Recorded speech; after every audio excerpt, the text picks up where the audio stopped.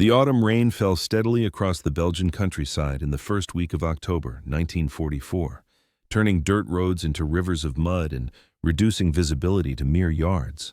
Wehrmacht Signals Intelligence Unit 372 had established their listening post in a requisitioned farmhouse outside Malmedy, where Lieutenant Heinrich Vogel and his team of 12 radio operators worked in shifts around the clock, their headphones pressed tight against their ears, straining to catch enemy transmissions through the atmospheric interference.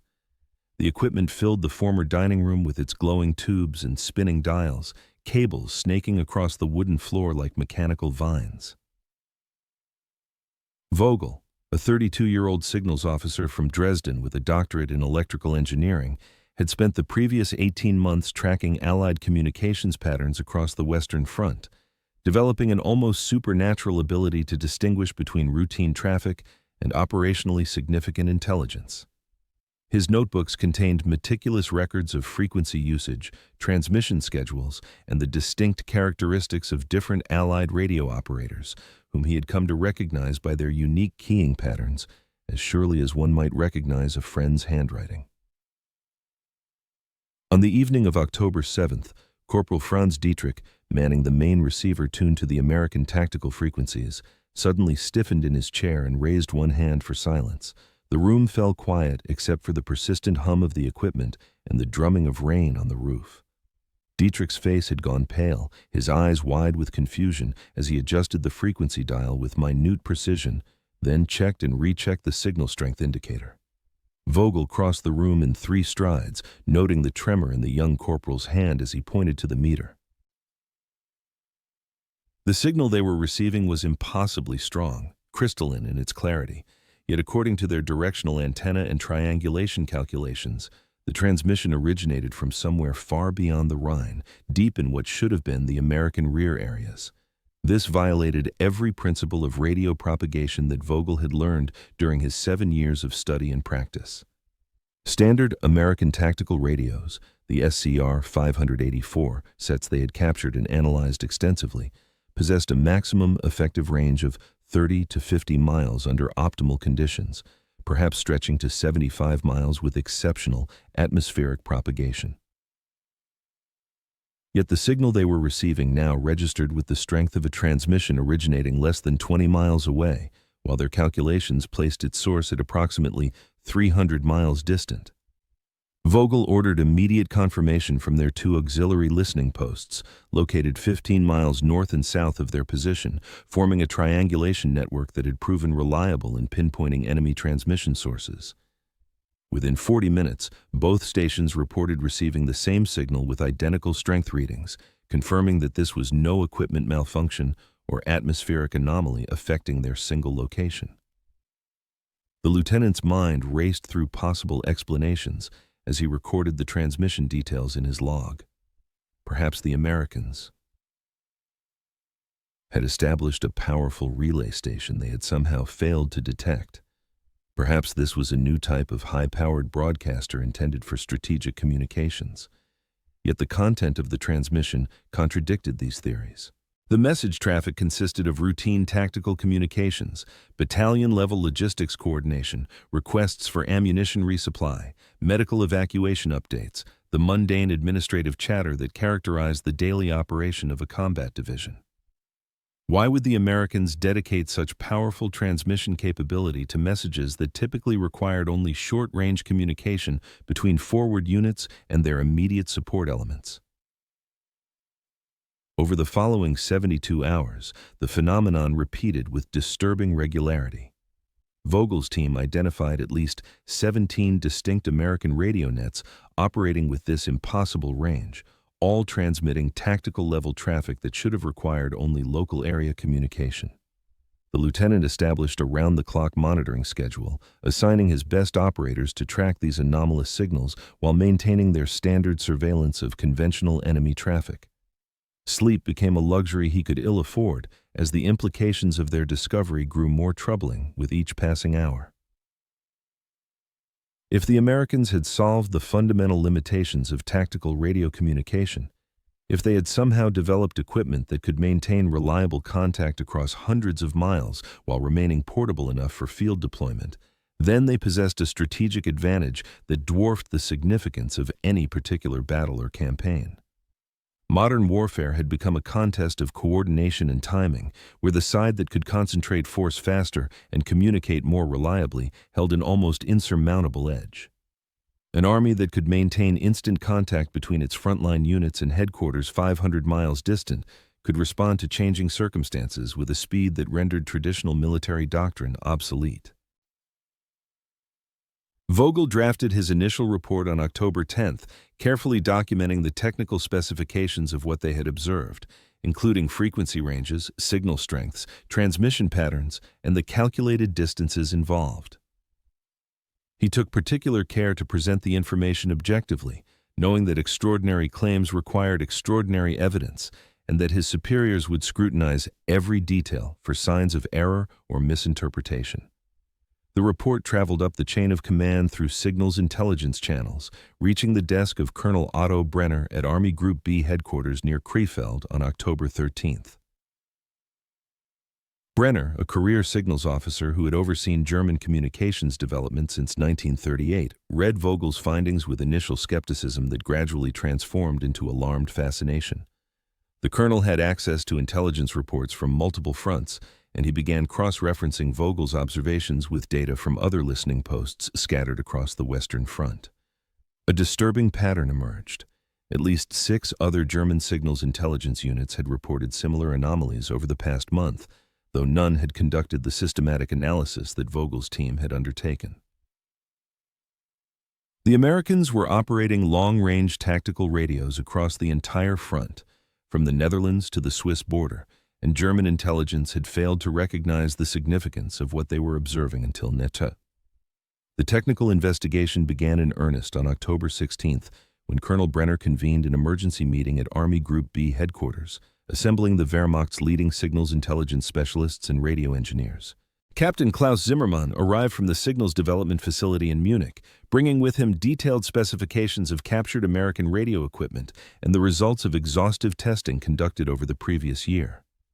Major Ernst Kessler, who had commanded signals intelligence operations in North Africa before.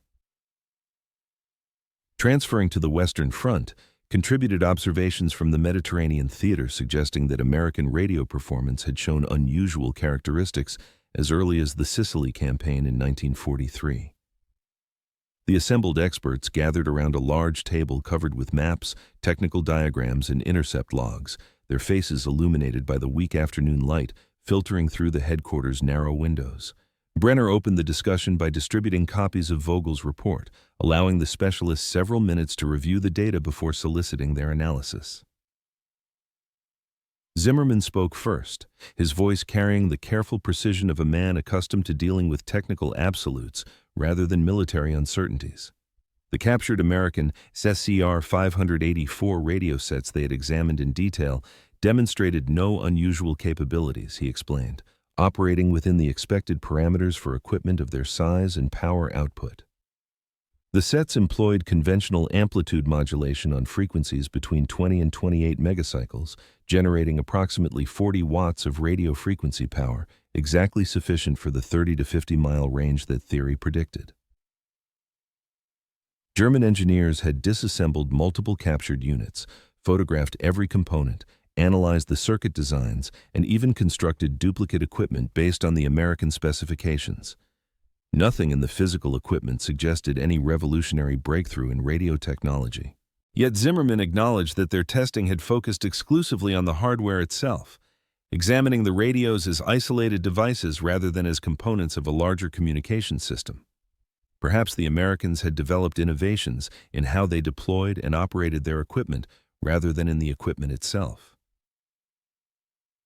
Kessler raised an alternative explanation that sent a chill through the assembled officers.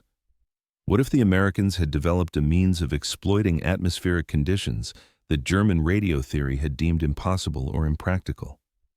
The ionosphere, that invisible layer of electrically charged particles suspended 50 to 300 miles above the Earth's surface, reflected certain radio frequencies back toward the ground, enabling long-distance communication that defied the normal line-of-sight limitations of radio waves. Amateur radio operators had utilized this skywave propagation for decades, achieving transcontinental and even intercontinental contacts using relatively modest equipment. However, skywave propagation proved notoriously unreliable for military applications because it depended on atmospheric conditions that varied unpredictably with time of day, season, solar activity, and geographic location. Traditional military doctrine held that armies required dependable communications, and dependability meant using frequencies and methods that produced consistent results regardless of atmospheric vagaries. Ground wave propagation, where radio signals traveled along the Earth's surface, offered reliability but severely limited range.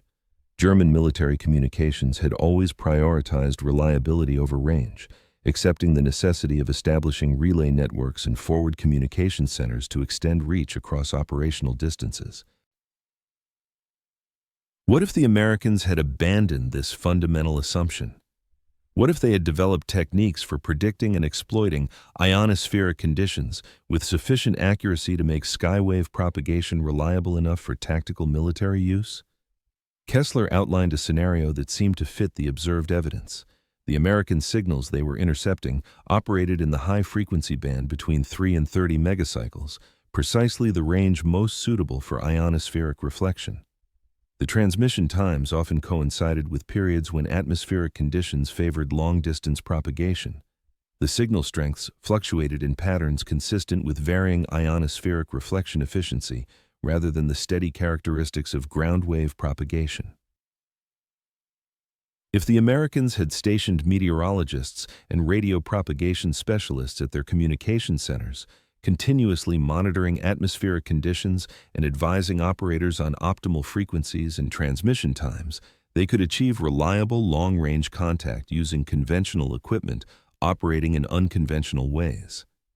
Brenner absorbed these explanations with growing unease, recognizing that regardless of whether the Americans had achieved their results through superior equipment or superior operating procedures, the strategic implications remained equally profound.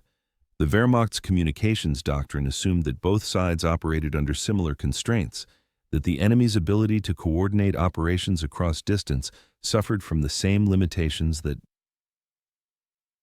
German forces faced. This assumption underpinned fundamental aspects of German operational planning, from the dispersal of reserves to the timing of counterattacks to the feasibility of maintaining strategic deception.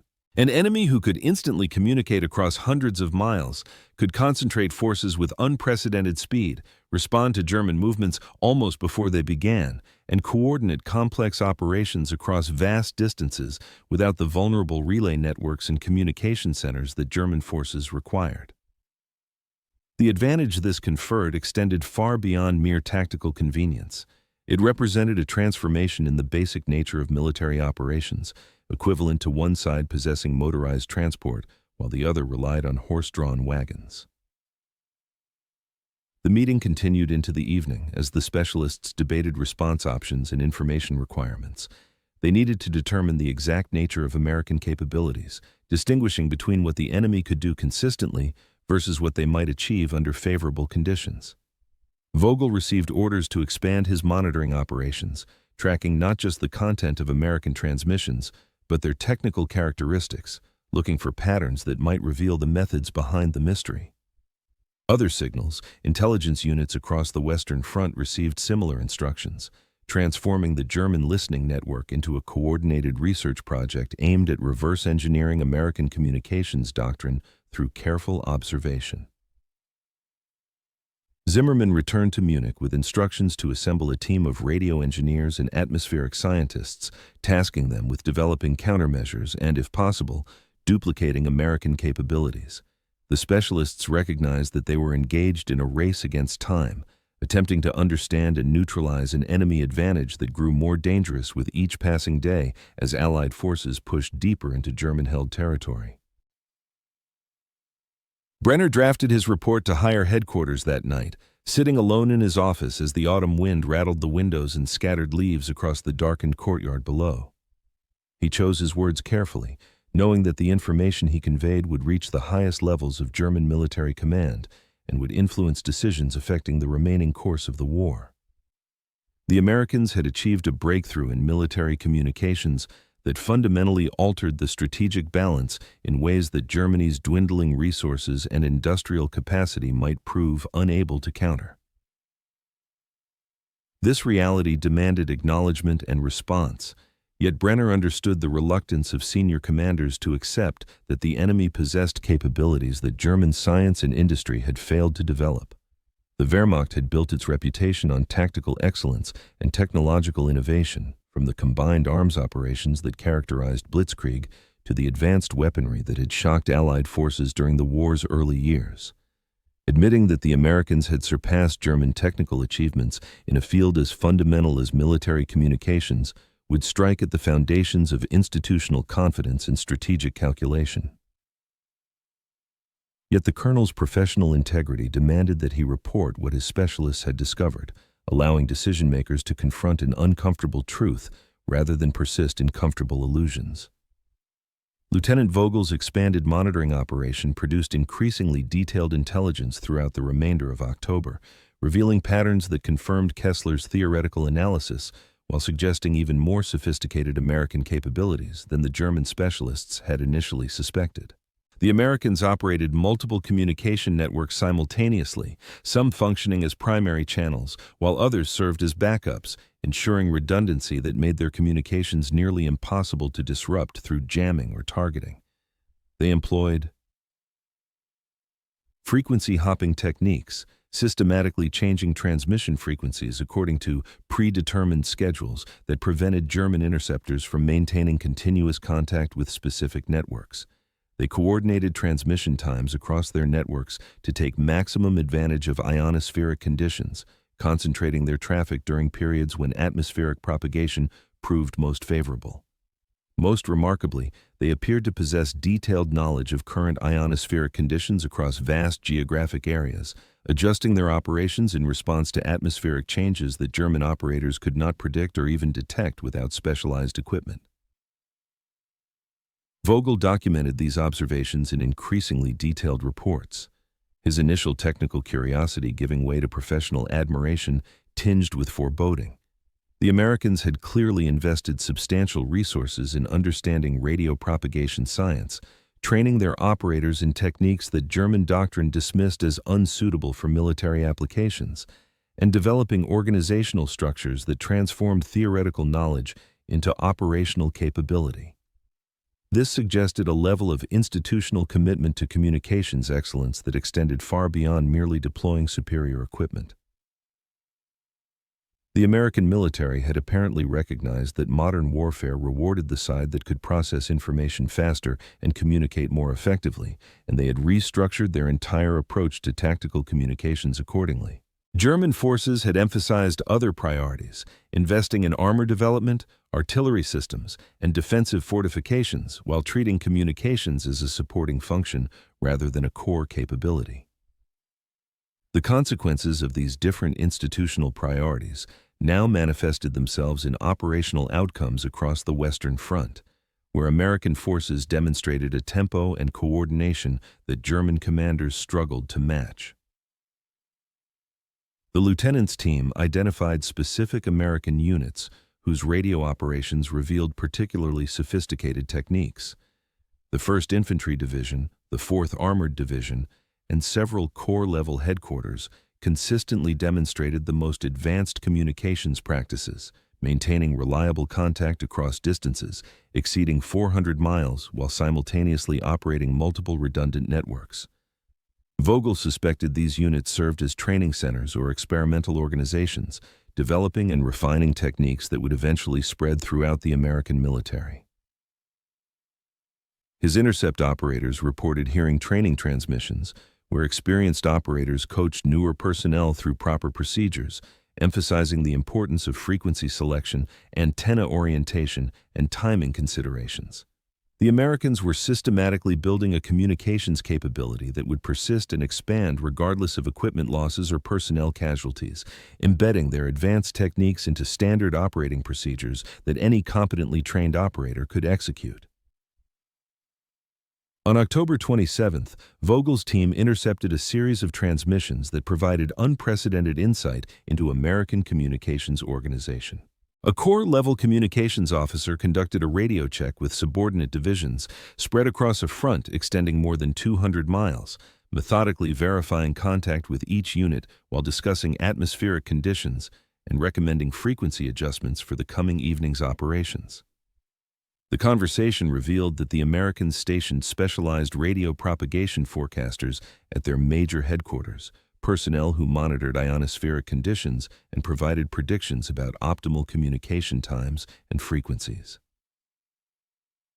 These forecasters apparently received regular updates from a central meteorological service, creating a continent-wide network for gathering and distributing atmospheric intelligence. The Americans had transformed radio propagation from an unpredictable natural phenomenon into a manageable operational factor, much as weather forecasting had evolved from folk wisdom into systematic science. Vogel included this intelligence in his October 29th report, noting that the Americans had essentially created a new military specialty that German doctrine had never contemplated. The Wehrmacht employed meteorologists for aviation and artillery support, specialists who forecasted weather conditions affecting flight operations and ballistic trajectories. But the idea of dedicating trained scientific personnel to predicting radio propagation conditions represented a category of institutional innovation that spoke to fundamentally different assumptions about military operations. The Americans apparently believed that maintaining communications justified the same level of scientific support that Germans devoted to maximizing weapon effectiveness. This suggested they viewed information flow and coordination as equally important to operational success as firepower and maneuver, a perspective that challenged traditional military thinking about the sources of combat effectiveness.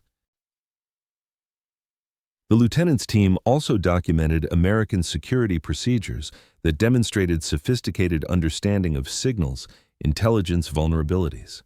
The Americans employed code words and authentication procedures that changed daily, making it difficult for German interceptors to maintain situational awareness even when they successfully received transmissions. They practiced strict radio discipline during sensitive operations, maintaining complete silence until circumstances demanded communication, then executing pre-planned signal plans that minimized transmission time and information exposure. They apparently conducted their own signals intelligence operations, monitoring German communications and adjusting their procedures in response to perceived vulnerabilities. The radio war had evolved into a complex contest of technical skill and operational security, where each side attempted to exploit the other's communications while protecting their own networks from similar exploitation. The Americans were winning this contest through superior training, better equipment, and more sophisticated organizational support structures. Vogel concluded his October 29th report with a frank assessment that would prove prophetic. The Americans possessed a communications advantage that German forces could not quickly overcome through technological development or doctrinal innovation. The institutional investment required to duplicate American capabilities would take years to implement, requiring not just new equipment, but fundamental changes in training, organization, and operational culture. Germany lacked the time and resources necessary for such transformation, while simultaneously fighting a multi-front war against enemies who possessed overwhelming material superiority. The strategic implication was unavoidable. German forces would continue operating at a systematic disadvantage in command and control, unable to coordinate operations as effectively or respond to changing circumstances as rapidly as their opponents. This disadvantage would compound other resource deficiencies, contributing to the steady erosion of German combat effectiveness across all theaters. The lieutenant recommended immediate defensive measures, including enhanced radio security, reduced reliance on radio communications during sensitive operations, and development of jammers targeting the frequencies Americans favored for long-range communication. These measures might limit American advantages without requiring the institutional transformation that Germany could no longer achieve. Deep behind Allied lines, in a nondescript building that had once served as a textile warehouse in the French city of Reims, The 12th Army Group Communications Center operated with the precision of a Swiss timepiece and the intensity of a stock exchange trading floor. Major Thomas Richardson, a 35-year-old signals officer from Boston who had taught electrical engineering at MIT before the war, supervised a facility that represented the culmination of 5 years of American military communications development. The main operations room stretched nearly 100 feet in length, its walls lined with radio equipment that hummed with barely contained electrical energy. 42 separate radio sets occupied custom-built racks, each tended by trained operators who maintained contact with subordinate units scattered across France, Belgium, and Luxembourg. The ceiling sprouted a forest of cables connecting the radios to antenna arrays positioned on the building's roof and at remote sites up to 3 miles distant, carefully oriented to optimize signal propagation in different directions. The air carried the distinctive smell of hot vacuum tubes and ozone, mingling with cigarette smoke and the coffee that fueled 24-hour operations. Richardson moved through the facility with the confident stride of a man who understood every technical detail of the complex system under his command. He had helped design many of the operational procedures that made long-range tactical communications possible, translating theoretical radio science into practical military applications during 2 years of development work in the United States before deploying to Europe in June of 1944. The Major understood that the American communications advantage stemmed not from any single technological breakthrough, but from the systematic integration of multiple innovations into a coherent operational concept. The radio equipment itself, while well-designed and reliably manufactured, employed no revolutionary principles that would have surprised radio engineers from any nation. The true innovation lay in how the Americans deployed and operated their equipment, applying scientific principles that other militaries had dismissed as impractical for field use. The foundation of American long-range tactical communications rested on exploitation of ionospheric propagation, the phenomenon that Kessler had correctly identified during the German technical investigation. Richardson and his fellow signals officers had recognized that while skywave propagation introduced variability and complexity, these challenges could be managed through systematic monitoring and prediction of atmospheric conditions. The Army Signal Corps had established a radio propagation research program in 1941, recruiting physicists and meteorologists from universities and research institutions across the United States. These scientists studied ionospheric behavior, correlating atmospheric measurements with observed radio propagation characteristics, developing predictive models that could forecast optimal communication frequencies and times with useful accuracy. By 1943, the research program had produced operational procedures that allowed trained communications personnel to achieve reliable long-range contact using standard tactical radios operating in the high-frequency band. The second critical innovation involved antenna design and deployment. Richardson's facility employed carefully engineered antenna systems that focused radio energy toward the ionosphere at optimal angles for reflection back to distant ground stations. Simple vertical antennas, the standard for mobile military radios, radiated energy in all directions equally, wasting most of the transmitter's power on ground waves that traveled limited distances before dissipating.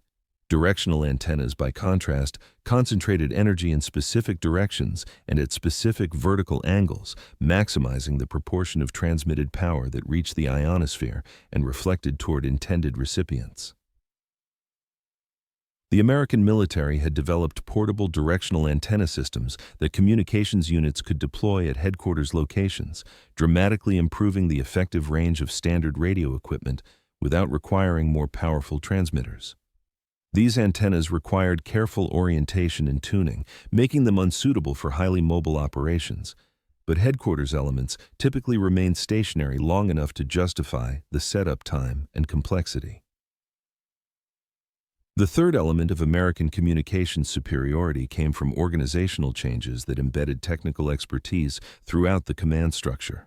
Every Army Group, Army, and Corps headquarters included a signals staff section headed by an officer with substantial communications training, supported by specialists in radio propagation, antenna engineering, and cryptographic security.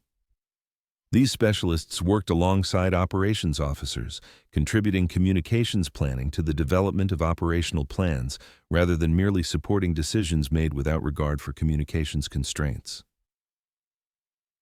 Richardson participated in daily planning conferences where operations staff presented their intentions for the coming days, allowing signals personnel to identify communications requirements and develop plans for meeting those requirements given forecasted atmospheric conditions. This integration of communications planning into operational planning ensured that American forces structured their operations to take advantage of available communications capabilities rather than attempting to impose unachievable communications demands on inadequate infrastructure. Richardson checked the wall-mounted clock showing 1600 hours local time on November 2, 1944, and consulted the propagation forecast prepared by his ionospheric prediction team. The forecast indicated favorable conditions for long-range communication would persist through the evening hours, with optimal frequencies predicted in the 8 to 12 megacycle range. The major issued instructions to his shift supervisor, directing operators to prepare for heavy traffic volume as subordinate divisions submitted their daily situation reports and logistical requirements. The communications schedule called for concentrated traffic during specific time windows when propagation conditions favored reliable contact, followed by periods of radio silence that reduced exposure to enemy direction, finding, and interception. This burst transmission discipline required careful coordination between all units in the network, ensuring that everyone knew when to transmit and when to listen, but it dramatically improved communication security while maintaining the high traffic volumes that modern military operations demanded. The radio operators began their evening routine with practiced efficiency, each confirming contact with assigned subordinate stations, authenticating their identity through code words that changed daily, and then standing by to receive traffic. Richardson observed the process with satisfaction, noting the smooth coordination that characterized well-trained personnel executing established procedures. The American communication system had evolved considerably since the dark days of 1942, when inadequate training and primitive procedures had left American forces at a significant disadvantage against more experienced German opponents. The Army had learned harsh lessons in North Africa, recognizing that modern warfare rewarded the side that processed information most effectively, and had invested heavily in communications training and equipment throughout 1943. By the time of the Normandy invasion in June of 1944, American communications capabilities had reached parity with and, in some respects, surpassed those of their enemies, providing a foundation for the rapid advance across France that followed the breakout from the beachhead. The Major understood that the Germans had almost certainly detected American long-range communications and were probably attempting to analyze how the Americans achieved their results. He had read intelligence reports describing German signals intelligence activities, noting the Wehrmacht's sophisticated technical capabilities and thorough analytical approach. Richardson felt confident that German specialists would eventually understand the principles behind American communication superiority, but he also knew that understanding and duplicating represented vastly different challenges. The American system depended on extensive institutional infrastructure that Germany could not quickly replicate. From the propagation prediction service that provided daily forecasts to the specialized training programs that produced skilled operators and technical specialists. Even if Germany fully understood American methods, implementing equivalent capabilities would require resources and time that the deteriorating strategic situation might not permit. The Americans had gained a decisive advantage not through secret technology that could be stolen or copied, but through systematic institutional development that had taken years of sustained effort to achieve. Colonel Brenner received Vogel's October 29th report on November 1st and immediately recognized that German responses had failed to keep pace with the growing American communications advantage. The Wehrmacht had implemented some defensive measures, including enhanced radio security procedures and increased use of landline communications where feasible, but these steps addressed symptoms rather than underlying causes. Germany lacked the institutional infrastructure necessary to duplicate American capabilities, and the deteriorating military situation precluded the sustained investment that building such infrastructure would require. Brenner convened another meeting of signal specialists on November 4th at Army Group B headquarters, this time focusing on damage limitation rather than capability development. If Germany could not match American communication superiority, perhaps they could at least prevent the Americans from fully exploiting their advantage. Captain Zimmerman presented results from his team's research into jamming possibilities, acknowledging from the outset that the prognosis looked discouraging. Effective jamming required generating powerful radio signals on the same frequencies the enemy used for communication, overwhelming their transmissions with noise that made reception impossible. However, the Americans employed dozens of frequencies across a wide band, frequently changing frequencies. According to schedules that German intelligence had not successfully predicted, a jamming campaign would need to cover all potential frequencies simultaneously, requiring transmitters with aggregate power outputs that exceeded Germany's available resources. Furthermore, jamming proved inherently inefficient because the jamming signal had to travel the same path as the enemy transmission it sought to disrupt, meaning that jammers needed to generate far more power than the transmitters they targeted. The Americans could counter German jamming simply by increasing their transmission power or by shifting to frequencies outside the jammed range, forcing Germany into an escalating contest that would consume resources better applied to other pressing needs. Major Kessler suggested an alternative approach focused on exploiting the predictability inherent in ionospheric propagation. The Americans achieved their long-range communications by deliberately using atmospheric conditions that varied with time of day, season, and solar activity. During certain periods, these conditions became unfavorable for long-range propagation, forcing the Americans to rely on shorter-range ground-wave communications or physical message delivery. If German forces planned offensive operations during these unfavorable propagation windows, they might temporarily negate American communications advantages, striking when the enemy's coordination capabilities suffered degradation. Kessler proposed that German intelligence develop its own ionospheric prediction capability, not to enable long-range communications, but to forecast when American communications would become most vulnerable to disruption. This approach required far less institutional investment than duplicating American capabilities, yet might yield significant operational benefits if German forces could time their attacks to coincide with atmospheric conditions that degraded enemy coordination. The assembled specialists debated this proposal through the afternoon, recognizing both its potential value and its inherent limitations.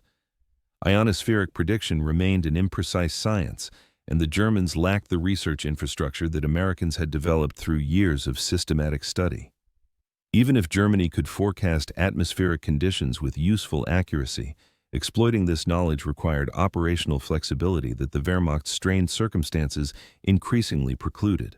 German forces no longer enjoyed the luxury of choosing when and where to attack, instead reacting to Allied initiatives and struggling to contain multiple simultaneous threats.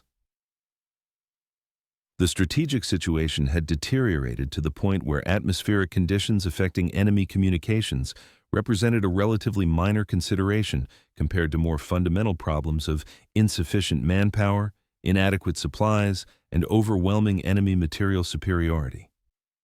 Nevertheless, Brenner approved Kessler's proposal as a modest effort that might occasionally provide tactical advantages, instructing him to coordinate with existing meteorological services and establish a small ionospheric monitoring capability.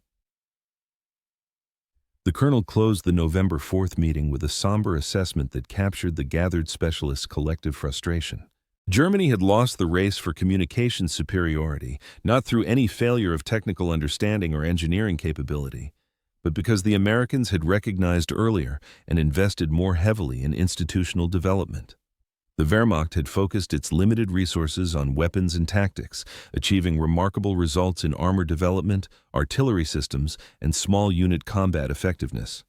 But modern warfare had evolved beyond the scale where tactical excellence alone could compensate for systemic disadvantages in coordination and information processing. An army that communicated poorly could not fully exploit even superior weapons and training, while an army that communicated effectively could multiply the impact of adequate weapons through superior coordination. The Americans had understood this principle and had built their military accordingly, creating an organizational structure that transformed information into operational tempo. Germany would pay an increasingly heavy price for failing to make equivalent investments during the years when such development remained possible. Brenner spent the evening of November 4th drafting his final report on American communications capabilities, a comprehensive assessment that would inform German strategic planning for the war's remaining months.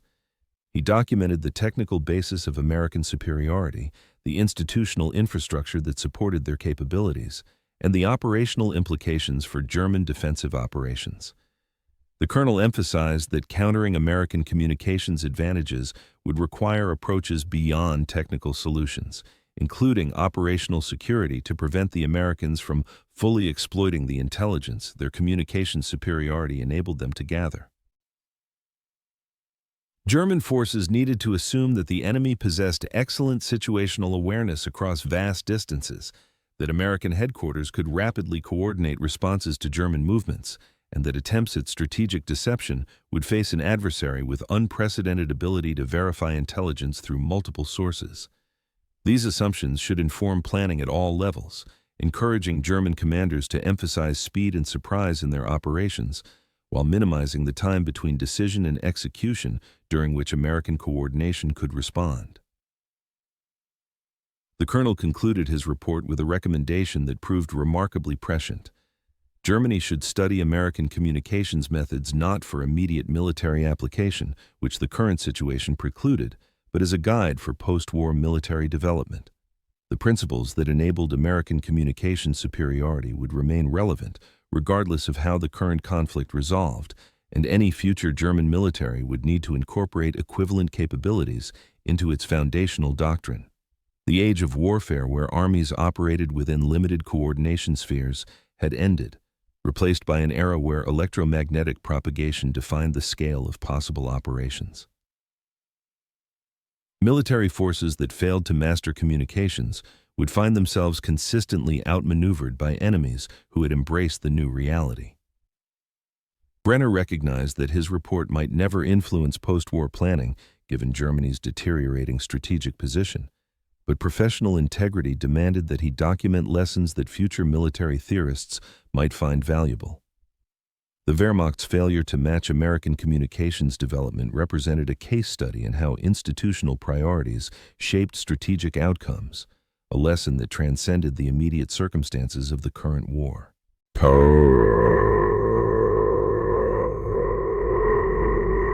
Throughout November of 1944, American forces maintained their communications advantage, while German efforts at mitigation produced only marginal results.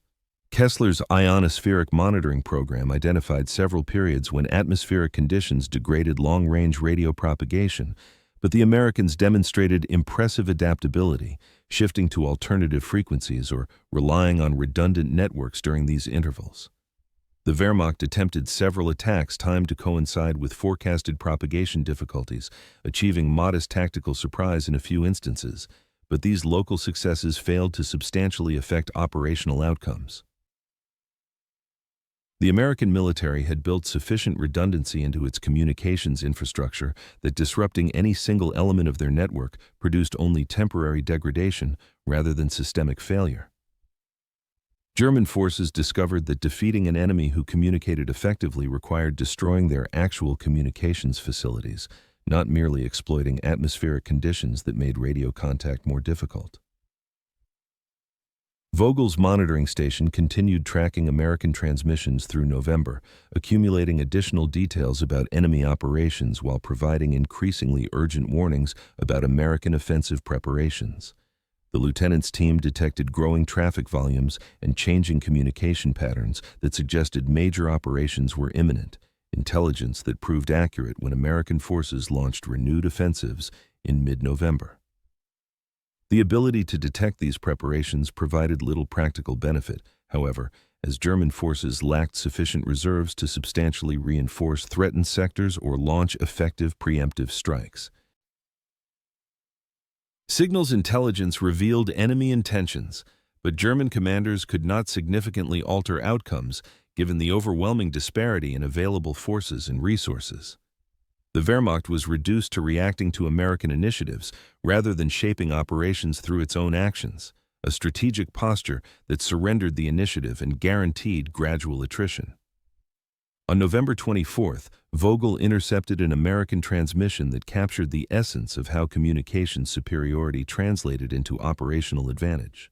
A corps commander in Belgium communicated with his superior headquarters in France, reporting unexpected German resistance in his sector and requesting immediate reinforcement from divisions located more than 100 miles distant. The request traveled through the communications network, reaching Army headquarters within minutes, where staff officers evaluated the situation and issued movement orders to the requested reinforcements within 2 hours of the initial contact. German commanders attempting equivalent coordination would have required most of a day to transmit requests through multiple relay stations, receive authorization from higher headquarters, and coordinate movement with supporting units. The Americans completed this entire process in a fraction of the time, demonstrating the operational tempo that effective communications enabled. They could identify problems, allocate resources, and execute responses faster than their opponents could complete individual steps of equivalent processes. The lieutenant included this example in his November 25th report, noting that it illustrated why German forces consistently found themselves outmaneuvered despite often possessing local numerical superiority. The Americans moved reinforcements and shifted combat power with a speed that German planning assumptions did not anticipate, achieving concentration of force at critical points before German commanders recognized the developing threat. This capability stemmed directly from their communication superiority, which allowed American headquarters to maintain real-time awareness of situations across vast areas and coordinate responses involving multiple widely separated units. The Wehrmacht could not match this tempo using its conventional communications architecture, which relied on relay networks and physical message delivery that introduced delays of hours or even days. Speed of response had become as important as strength of response, and American communications gave them decisive advantages in both dimensions. Vogel's growing understanding of American capabilities produced a grudging respect for the enemy's institutional achievement, alongside professional frustration at Germany's failure to develop equivalent systems. The lieutenant had devoted his adult life to signals intelligence and communications technology, earning his doctorate through years of rigorous study, serving his country with dedication and skill.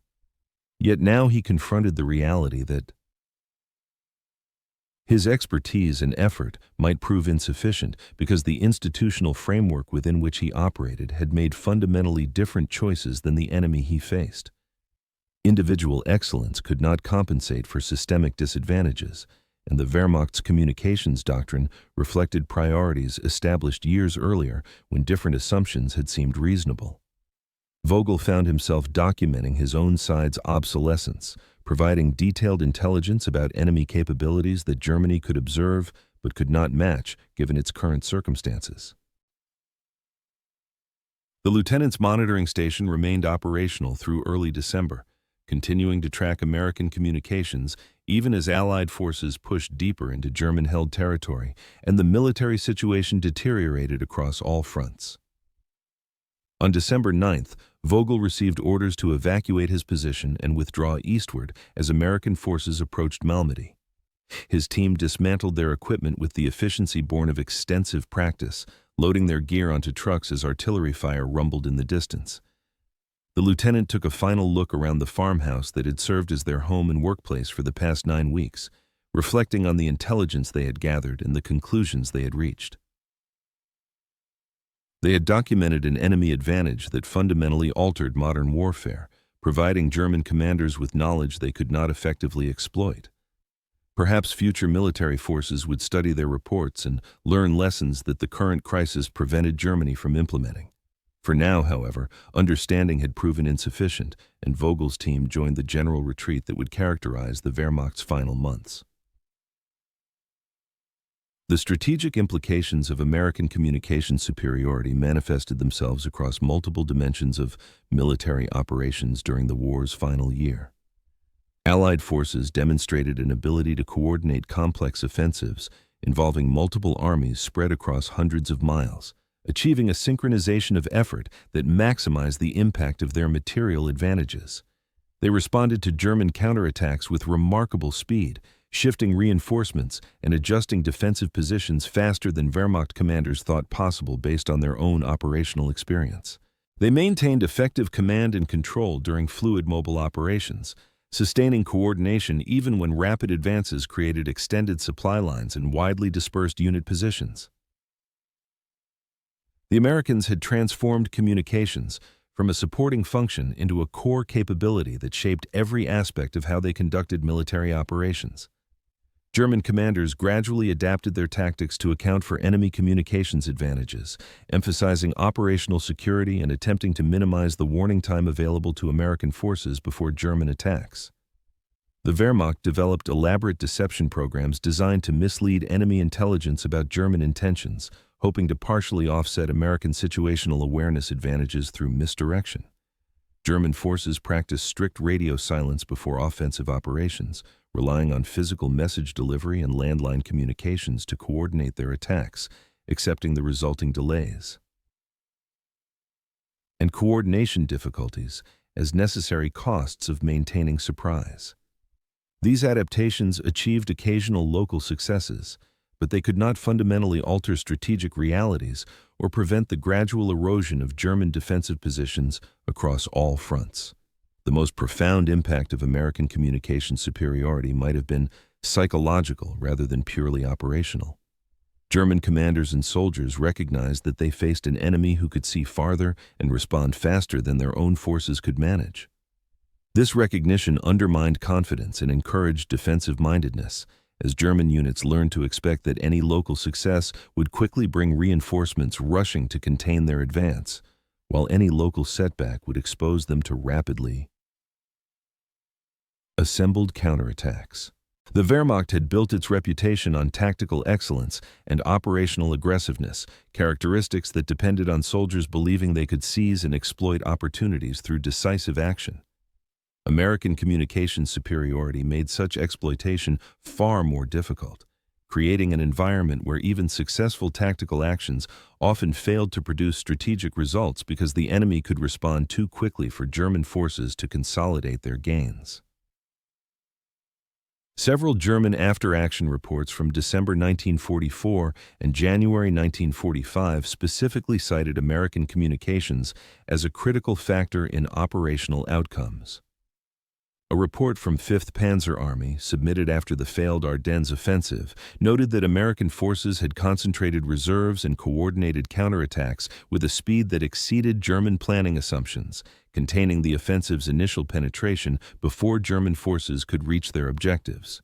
The report attributed this American performance partly to favorable road networks and material superiority, but emphasized that superior communications had enabled the Americans to make effective use of these advantages by coordinating responses across a vast area with minimal delay. German forces had achieved tactical surprise in the offensive's opening phase, but American communications had allowed Allied commanders to rapidly assess the situation and orchestrate a theater-wide response that German forces could not disrupt or counter. A 7th Army report from January 1945, analyzing defensive operations in Alsace, made similar observations. American forces had demonstrated an ability to shift combat power between different sectors of their front almost overnight, responding to German probes and attacks by concentrating overwhelming force at threatened points while thinning defenses in quiet sectors. This flexibility reflected excellent intelligence about German intentions, which American communications allowed them to gather through signals. Intelligence and agent reports, combined with communications infrastructure that enabled rapid coordination of responses involving multiple divisions. German commanders found themselves consistently facing stronger opposition than their pre-attack reconnaissance had suggested, discovering that American forces could reinforce threatened sectors faster than German planning cycles could adjust to changing dispositions. The report concluded that conducting successful offensive operations against an enemy with such responsive command and control required either overwhelming force superiority, which Germany no longer possessed, or attacking on such a broad front that the enemy could not effectively shift reserves, which exceeded German logistical capabilities given fuel and ammunition shortages. The Wehrmacht's institutional recognition of American communications superiority came too late to influence German capability development, but it did shape tactical doctrine during the war's final months. Field commanders received guidance emphasizing rapid execution following minimal planning periods, accepting increased coordination risks to minimize the time during which American communications could detect German preparations and organize responses. German forces practiced techniques for achieving surprise through unconventional attack times and routes, hoping to strike before American situational awareness could trigger coordinated defensive responses. These adaptations represented acknowledgement that Germany had lost the competition for communication superiority and needed to structure its operations to minimize the impact of this disadvantage. The adaptations achieved modest tactical successes, but could not alter fundamental strategic realities or compensate for the cumulative effects of fighting an enemy who could coordinate operations more effectively across every dimension of military activity. By February of 1945, as Allied forces approached Germany's western frontier and prepared for the final advance into the Reich's heartland, American communications capabilities had become so thoroughly integrated into operational planning that Allied commanders took them for granted. The complex logistics of supporting multiple army groups advancing on broad fronts depended absolutely on reliable long-range communications for coordinating supply movements, allocating limited resources, and synchronizing operations. The ability to rapidly shift reinforcements and artillery support between threatened sectors assumed communications infrastructure that could identify emerging threats and coordinate responses across distances measured in hundreds of miles. The entire operational concept that characterized Allied offensive operations in northwestern Europe rested on communications foundations that the American military had spent years developing. German forces confronted not merely an enemy with superior equipment and greater numbers, but an adversary whose fundamental approach to warfare reflected institutional capabilities that Germany had failed to develop during the years when such development remained possible. The final months of the European War demonstrated repeatedly how communications superiority contributed to operational outcomes in ways that extended far beyond merely transmitting messages between headquarters. In March of 1945, as Allied forces executed the Rhine crossings that would carry them into Germany's industrial heartland, American communications enabled a level of inter-army coordination that maximized the psychological impact of multiple simultaneous breaches of Germany's last major natural defensive barrier. 1st, 3rd, 7th, and 9th Armies coordinated their crossing operations across a front extending more than 200 miles, achieving surprise at multiple points while preventing German forces from concentrating reserves effectively.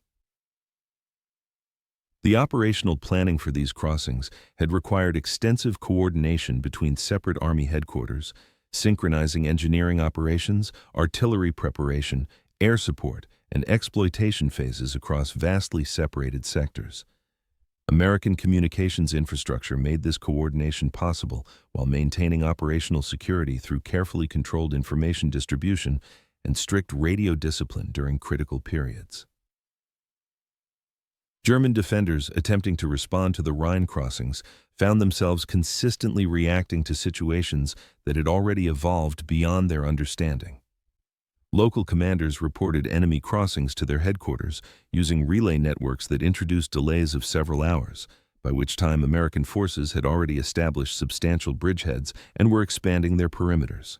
German reserve units received movement orders through conventional communications channels that required most of a day to process authorization requests and coordinate movement with supporting logistics, while American forces reinforced their bridgeheads within hours of achieving initial crossings. The tempo differential created by communications advantages proved as decisive as material superiority in determining operational outcomes. German forces could not respond fast enough to contain American advances, even when they possessed adequate combat power and theater, because their communications infrastructure could not match the coordination speed that American systems routinely achieved. Major Richardson's communications center in Reims, which had relocated to Mainz by late March to maintain proximity to advancing forces, processed traffic volumes that would have seemed impossible 6 months earlier. The facility now coordinated communications for 3 separate Army headquarters, plus numerous corps and specialized support units, maintaining simultaneous contact with dozens of stations spread across Germany, France, and Belgium. Richardson had expanded his operations staff to accommodate the increased workload, training additional operators and technical specialists to maintain service quality despite growing demands. The Major took particular satisfaction in the system's reliability, noting that communications failures had become rare events rather than routine occurrences. The American military had transformed tactical communications from an uncertain capability into a dependable infrastructure that commanders could confidently incorporate into their planning assumptions. The German Signals Intelligence Network, which had tracked American communications throughout the campaign, continued operating despite increasingly difficult circumstances as Allied forces overran monitoring stations and captured equipment. The surviving German intercept operators provided diminishing intelligence value as the military situation collapsed, but they continued documenting American communications techniques until the very end. A final report from a signals intelligence unit operating near Dresden in early April noted that American communications had remained remarkably secure despite the high traffic volumes, reflecting effective operational security procedures that had improved steadily throughout the campaign. The Germans had intercepted thousands of American transmissions, but had extracted relatively little actionable intelligence because American encoding practices, authentication procedures, and information distribution controls prevented unauthorized recipients from understanding intercepted traffic. The Americans had achieved the difficult balance of maintaining high communications volume for coordination purposes while denying enemies the intelligence they might extract from that traffic. On April 16, 1945, Colonel Brenner drafted his final assessment of American communications capabilities from temporary headquarters in Bavaria as German forces collapsed across multiple fronts. The colonel recognized that his report might never reach higher authorities given the chaotic state of German command structures, but professional habit compelled him to document final observations for whatever historical record might survive the Reich's defeat. Brenner noted that American communication superiority had contributed substantially to Allied operational success throughout the Northwestern Europe campaign, enabling coordination and tempo that German forces could not match. The Wehrmacht had possessed excellent tactical capabilities and had fought with determination despite overwhelming material disadvantages, but these attributes could not compensate for systemic shortcomings in communications infrastructure. Modern warfare rewarded forces that could process information rapidly and coordinate complex operations across vast distances, and the American military had developed capabilities specifically designed to excel in this environment. Brenner concluded his final report with observations about the future character of military operations, predicting that communications would become increasingly central to warfare as technology advanced and operational scales expanded. Future conflicts would be won by forces that could coordinate effectively across continental distances, integrating air, ground, and naval operations through communications networks that provided real-time situational awareness and enabled responsive command and control. Military forces that failed to develop such capabilities would find themselves at decisive disadvantages regardless of their tactical proficiency or weapons technology. The colonel recommended that future German military planners, should circumstances ever permit Germany to reconstitute armed forces, study American communications methods as the foundation for doctrinal development. The lessons of the current conflict demonstrated conclusively that communications infrastructure represented strategic capability as important as industrial capacity or manpower reserves. Brenner filed his report with the knowledge that Germany's defeat would render his recommendations moot for the foreseeable future, but hoped that future military theorists might find value in documented observations from officers who had witnessed the decisive impact of communication superiority in modern warfare. The German discovery of American long-range tactical communications represented more than mere technical intelligence about enemy capabilities. It illuminated fundamental differences in institutional priorities and strategic vision that had shaped how the American and German militaries developed during the years leading to war. The United States had invested heavily in communications research and development, recognizing that modern warfare's increasing scale and complexity demanded superior coordination capabilities. American military planners had understood that winning future conflicts would require processing information faster and coordinating operations more effectively than opponents, and they had structured their institutional development accordingly. They recruited scientists and engineers from civilian institutions, established research programs exploring radio propagation and communication security, developed training curricula that produced operators and technical specialists in large numbers, and created organizational structures that embedded communications expertise throughout their command hierarchies. Germany had made different choices, emphasizing tactical excellence in weapons development while treating communications as a supporting capability rather than a core competency. The Wehrmacht had achieved remarkable results through innovative tactical doctrine, effective small unit leadership, and sophisticated weapon systems, demonstrating during the war's early years that tactical superiority could overcome significant numerical disadvantages. However, the strategic context had shifted as the war progressed and Germany found itself facing multiple enemies with vast material resources. In this environment, tactical excellence alone proved insufficient without the institutional infrastructure necessary to coordinate operations across continental scales against opponents who could concentrate overwhelming force rapidly at critical points. American communications superiority had contributed to this strategic shift, providing Allied forces with capabilities that German institutional development had not prioritized during the years when building equivalent infrastructure remained feasible. The contrast between American and German approaches reflected broader differences in how the two nations conceptualized military modernization during the interwar period. American military development emphasized integrating emerging technologies into comprehensive systems that enhanced coordination and logistical capability, viewing modern warfare as an industrial and organizational challenge as much as a tactical problem. German military development focused on restoring tactical effectiveness through innovative doctrine and weapons, viewing modern warfare primarily as a contest of battlefield skill where superior tactics and leadership could overcome material disadvantages. Both approaches achieved significant successes, but the strategic environment of prolonged total war favored the American emphasis on systematic capability development over the German focus on tactical excellence. Wars fought across continental distances and lasting multiple years rewarded forces that could sustain complex operations through robust logistics and communications, rather than forces that excelled in individual battles but lacked institutional depth. Lieutenant Vogel's monitoring reports, Colonel Brenner's strategic assessments, and Major Richardson's operational innovations all contributed to a historical record documenting how communications technology influenced World War II's European theater.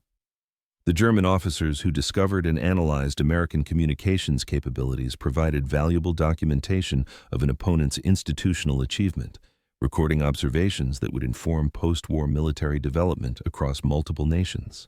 The American officers who developed and implemented long-range tactical communications created a legacy that shaped military communications doctrine for decades following the war's conclusion.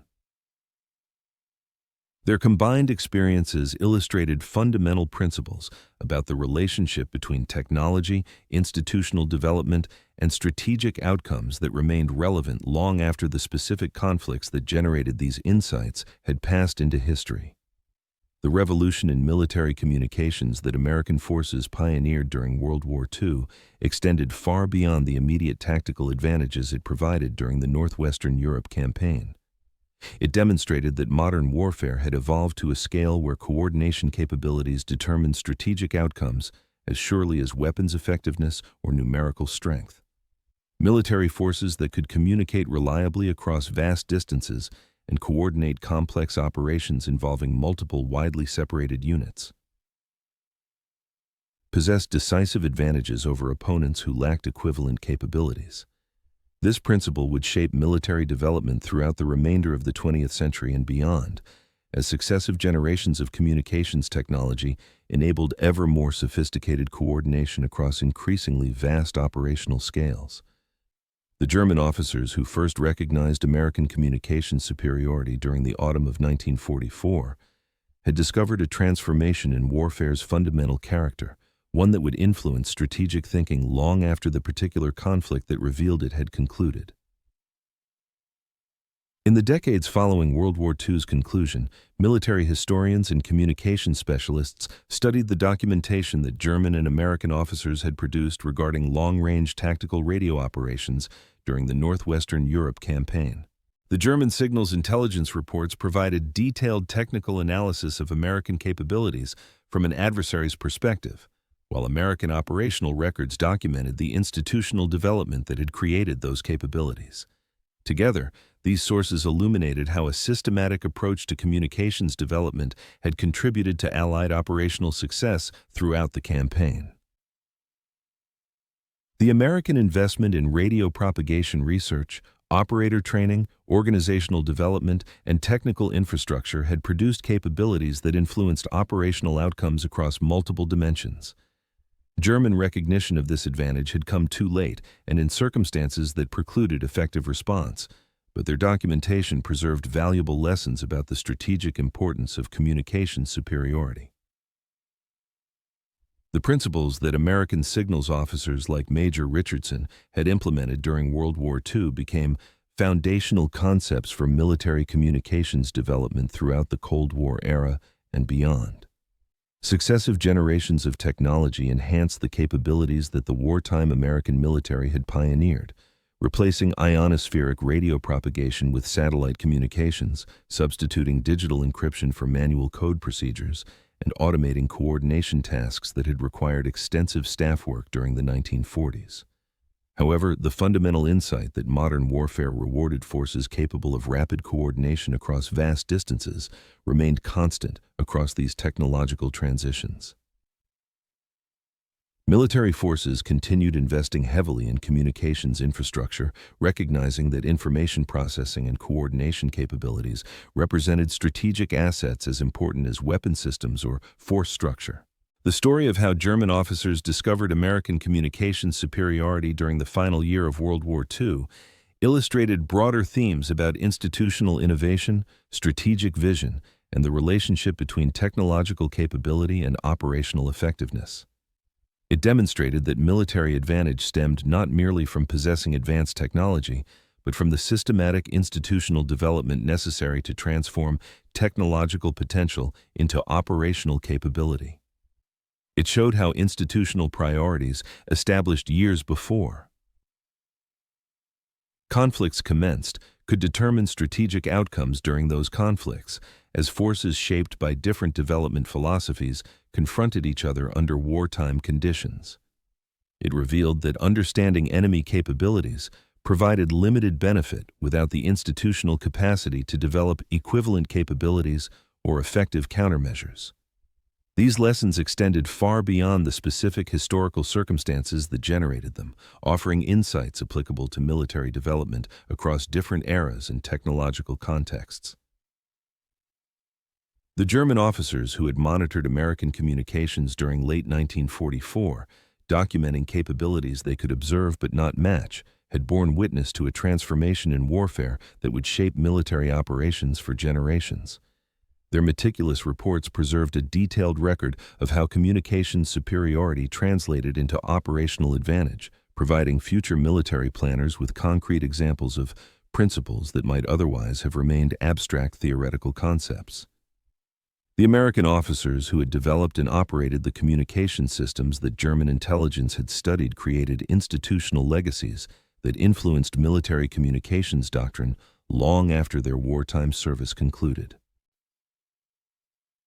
Together, their experiences during that autumn of 1944 illuminated fundamental truths about modern warfare, demonstrating that victory depended increasingly on the ability to coordinate complex operations across vast distances, and that this ability required institutional investments extending far beyond merely deploying advanced equipment.